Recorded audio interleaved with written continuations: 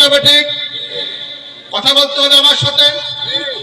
খলিলুল্লাহ ইব্রাহিম ও খলিলুল্লাহ কাবা ঘর নির্মাণ করলেন,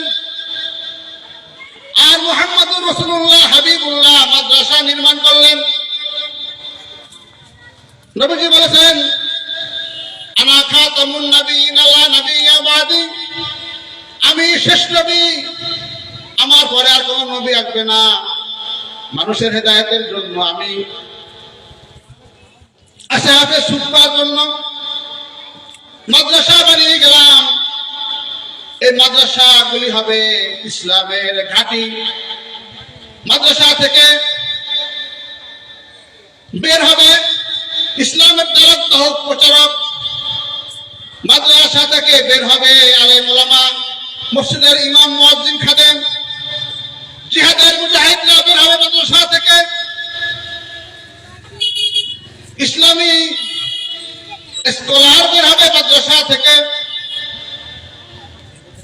নবী পাক সাল্লাল্লাহু আলাইহি ওয়াসাল্লাম মাদ্রাসা নির্মাণ করলেন। আল্লাহ পাক রব্বুল আলামিন বলেন, আর রহমান আল্লামাল কুরআন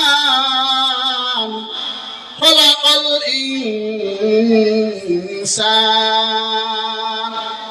রহমান আল্লাহ পাকের একটি নাম, গুণবাচক নাম। আল্লাহ রব্বুল আলামিনের 99টি গুণবাচক নাম আছে। তাফসীরের মধ্যে এসেছেন 99টি নাম না, 2000-এর বেশি গুণবাচক সিফাতি নাম আছে। এর মধ্যে কি হলো? রহমান আল্লামাল কুরআন, যিনি কোরআনকে শিখিয়েছেন।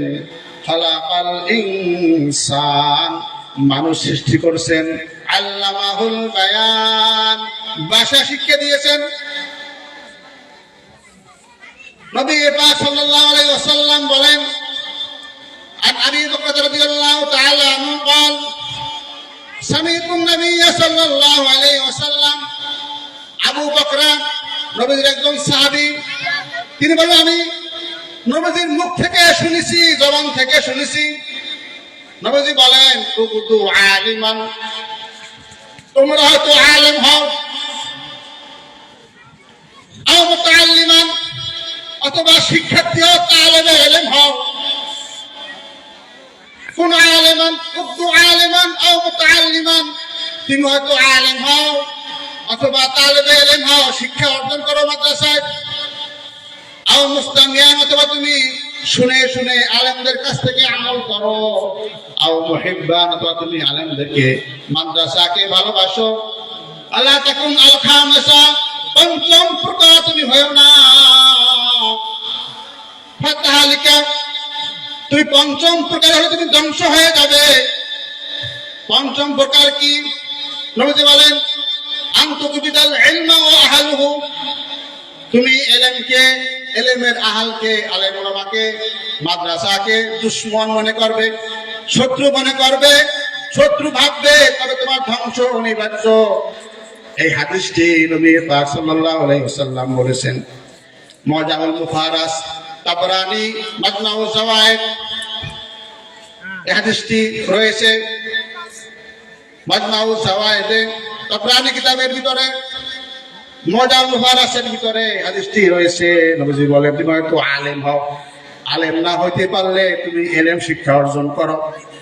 ইলম শিখতে না পারলে তুমি শুনে শুনে আমল করো, আলেমদের কাছ থেকে শুনে শুনে আমল করো, আলেমদেরকে ভালোবাসো।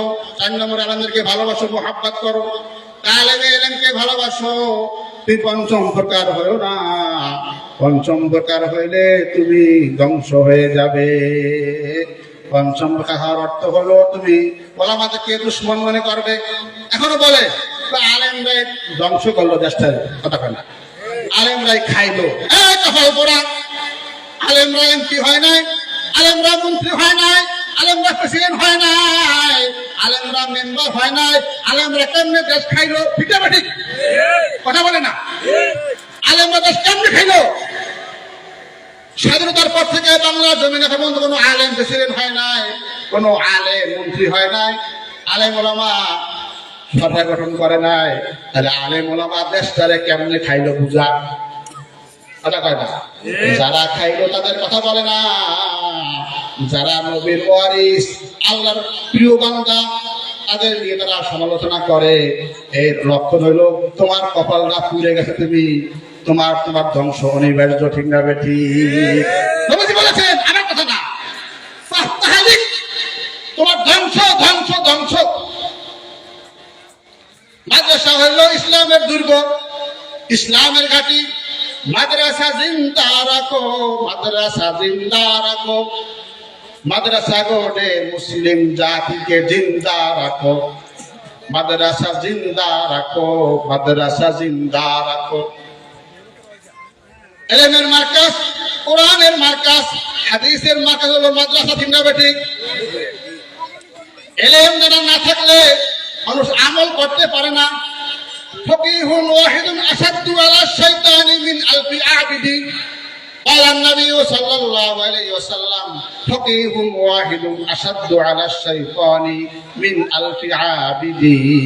একজন ফকিহ, একজন বিজ্ঞ আলেম, একজন মুফতি, আসাদু আলা শাইতানি মিন আলফি আবিদি, সাধারণ 1000 মুসলমানের চাইতে বেশি ক্ষমতা সম্পন্ন একজন আলেম।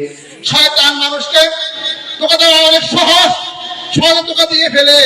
1000 মানুষকে ধোঁকা দিতে পারে, কিন্তু একজন আলেমকে সহজে শয়তান ধোঁকা দিয়ে বিপদগামী করতে পারে না।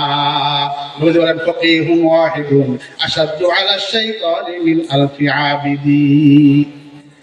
এই জন্য বলেছে ভাই, আপনার সন্তানকে আলেম বানান, কি লাভ হবে? আল্লাহর নবী সাল্লাল্লাহু আলাইহি ওয়াসাল্লাম মান ক্বারাআল কুরআনা ফাহাল্লা হালালাহু ওয়া হারামা হারামাহু।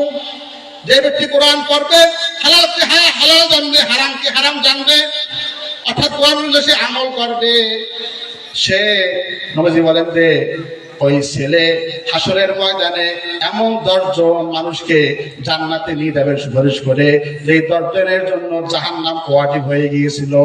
সুবহানাল্লাহ। আল্লাহ তাআলা আমাদেরকে নিজেরা আলেম না হইতেও পারলো আমাদের সন্তানদেরকে, নাতি পুত্রীদেরকে আলেম বানানোর মতো আল্লাহ আমাদেরকে তৌফিক দান। আল্লাহুম্মা আমিন। ওয়া মা তৌফিক ইল্লা বিল্লাহ।